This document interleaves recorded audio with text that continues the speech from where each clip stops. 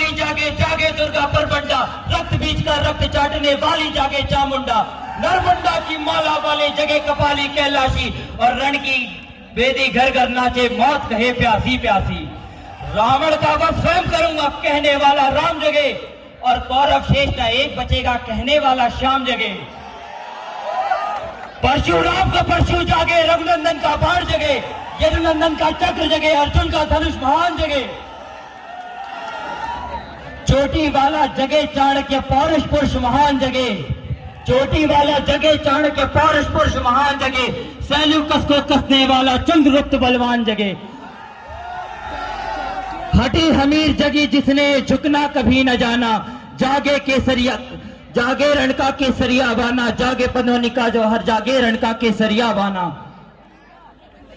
और एक और दक्षिण वाला जगे शिवाजी खून सहाजी का ताजा, मरने की हट थाना करते विकट मराठों के राजा।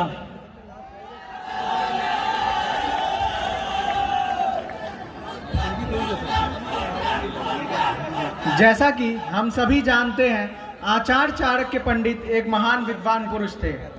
आचार्य चाणक्य का जन्म अनुमानतः 375 ईसा पूर्व में तक्षशिला में हुआ था। आचार्य चाणक्य के पिता का नाम चाणक्य था, इसलिए उनका नाम चाणक्य पड़ा। चाणक्य को कौटिल्य और विष्णुगुप्त के नाम से भी जाना जाता है। आचार्य चाणक्य को बुद्धि का भगवान माना जाता है। इनके कूटनीतियों पर चलकर कई साम्राज्य स्थापित हुए। आज हमारे देश में कई मंत्रालय हैं, जैसे कि शिक्षा मंत्रालय, गृह मंत्रालय, वित्त मंत्रालय, रक्षा मंत्रालय, विदेश मंत्रालय और इन सबसे ऊपर प्रधानमंत्री। चाणक्य इन सभी मंत्रालयों को अकेले देखने में सर्वाधिक सक्षम थे और यह खुद आगे चलकर सम्राट चंद्रगुप्त मौर्य के प्रधानमंत्री भी बने। हर समय हानि पहुंचाता रहेगा। माता शत्रु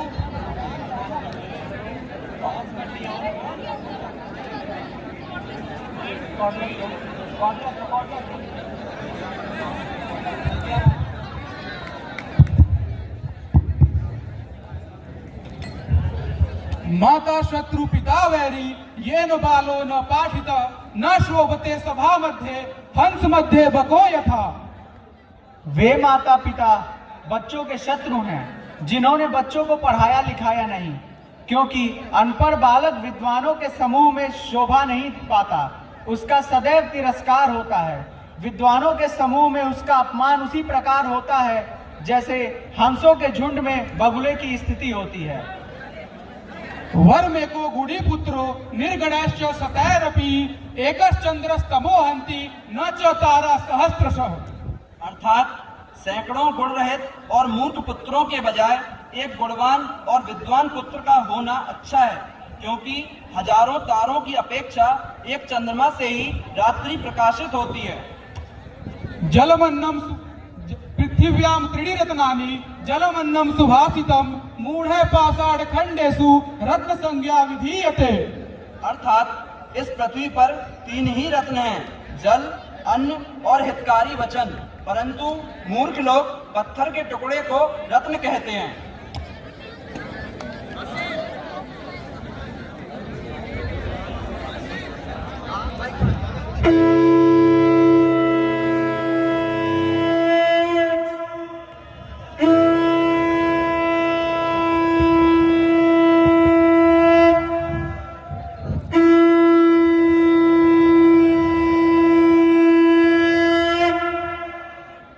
मदरा थोड़ी और मदरा लाई जाए, नृत्यकियां पेश की जाए। महाराज की जय हो, महाराज की जय हो।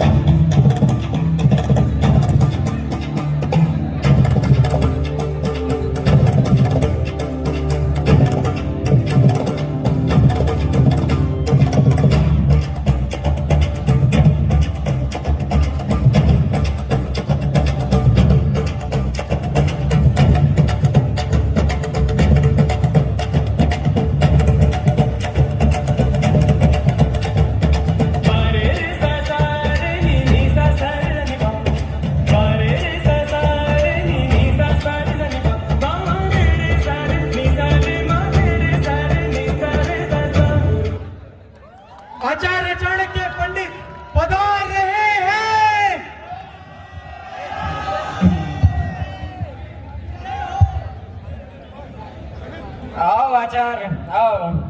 क्या हुआ, सब कुशल मंगल तो है ना?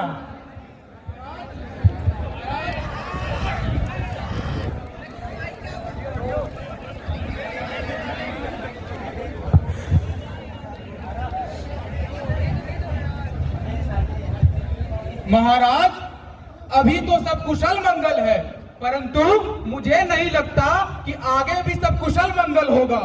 सिकंदर विशाल सेना लेकर कूच पर निकला है और मुझे यह प्रतीत होता है कि वह भारत पर किसी भी समय आक्रमण कर सकता है। और मुझे इस बात की बेहद चिंता है। चिंता? कैसी चिंता? चिंता चिंता चिता समान है, नर को निर्जीव बनाती है। निर्जीव को तो उसी क्षण हो गए थे जब तुमने इस भोग विलास और मदिरा का सेवन शुरू कर दिया। पंडित चुप हो जा, मुझे तुम्हारी ये बात सुननी ही नहीं है।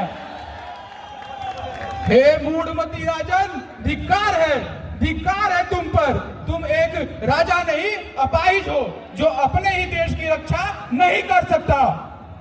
तुम उस उल्लू की भांति हो जो एक शाख पर बैठकर सभी को उल्लू समझता है। तुमने हमारे महाराज को क्या समझ रखा है? हमारे राजा तो शूरवीर हैं, शूरवीर।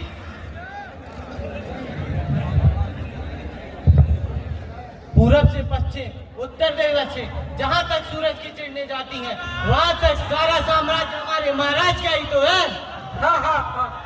ये मैं का राग किसी भी प्रकार शोभा नहीं देता राजन। मैना जो मैं करती है सबके दिल को भाती है। बकरी जो मैं करती है गर्दन पर छुरी चलवाती है। गलत कह रहे हैं आप आचार्य। मैना जो मैना करती है पिंजरे में वो रहती है, और बकरी गर्दन पर छुरी चलवाती है, फिर भी मैना उसकी जाती है। विनाश काले विपरीत बुद्धि।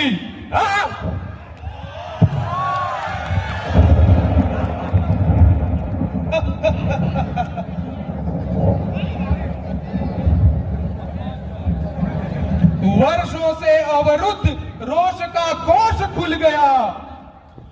हे नंद मुझे सौगंध सिखागा। हे नंद मुझे सौगंध सिखागा बंद खुल गया। वर्षों से अवरुद्ध रोष का कोष खुल गया। हे नंद मुझे सौगंध सिखागा बंद खुल गया। नंद वंश का अंश भी जब तक बचा रहेगा, शिखाबंद भी तब तक खुला रहेगा। जब घुटनों के बल मेरे पैरों में पड़ा रहेगा, मैं बैठूंगा आसन पर और तू खड़ा रहेगा। मैं बैठूंगा आसन पर और तू खड़ा रहेगा। जब सारे अपराधों का दंड तुझको मिलेगा। जब सारे अपराधों का दंड तुझको मिलेगा, मैं तब शिखा पर फिर से बंद लगेगा। पंडित बाहर निकल, अपनी पंडिती कहीं और जाके दिखा।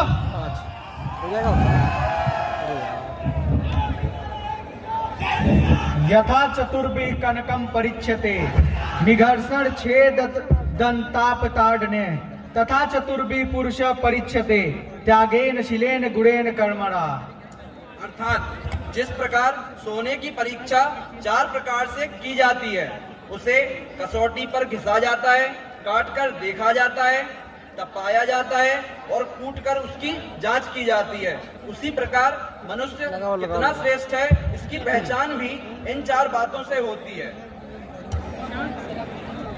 आचार्य चाणक्य ने इन्हीं 4 बातों का प्रयोग करके चंद्रगुप्त मौर्य जैसा राजा खड़ा किया और सम्राट चंद्रगुप्त मौर्य की सहायता से उन्होंने नंद वंश के राजा धनानंद को परास्त किया।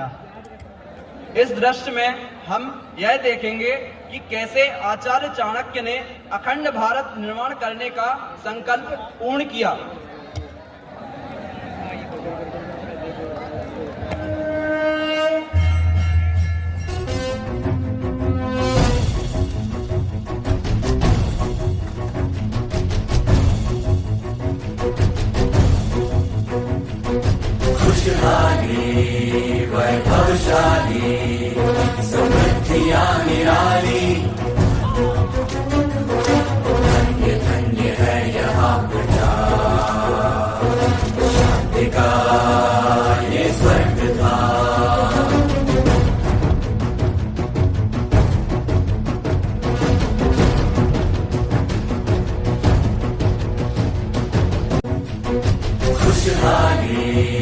वैभवशाली समृद्धियां निराली